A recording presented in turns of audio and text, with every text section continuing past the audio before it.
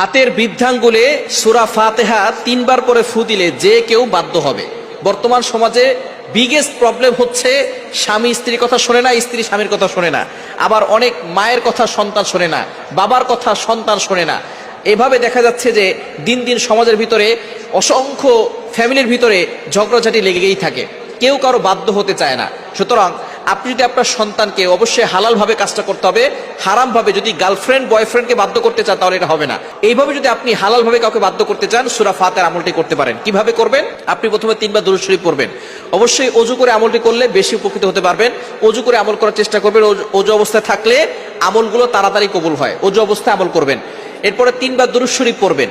তারপরে আপনি বৃদ্ধাঙ্গুলটা আপনার হাতের এখানে নেবেন, যেখানে আমরা কর গুনি, এখানে নিয়ে তারপরে আপনি সূরা ফাতিহা 3 বার পড়বেন। আউযুবিল্লাহ বিসমিল্লাহ সহকারে 3 বার পড়বেন। পড়ে তারপরে আপনি যাকে বাধ্য করতে চাচ্ছেন তার নাম আপনি 7 বার উচ্চারণ করবেন, তার পিতামাতার নাম একবার উচ্চারণ করবেন। পড়ে তারপরে আপনি এটাকে মুষ্টিবদ্ধ করে তারপরে আপনি মনে করবেন যে আপনি তাকে বাধ্য করতে চাচ্ছেন হালালভাবে। কোনো মা যদি তার সন্তানকে বাধ্য করতে চান, অথবা কোনো স্বামী যদি তার স্ত্রীকে বাধ্য করতে চান, অথবা কোনো স্ত্রী যদি তার স্বামীকে বাধ্য করতে চান, এভাবে যদি আপনি দৈনিক 2-3 বার আমল করতে পারেন, বিশেষ করে 5 ওয়াক্ত নামাজের পরে আমলটা করবেন। 3 বার সূরা ফাতিহা পড়তে বেশি সময় লাগে না। 5 ওয়াক্ত নামাজ করবেন, নামাজের পরে ইনশাআল্লাহ আমলটা করবেন।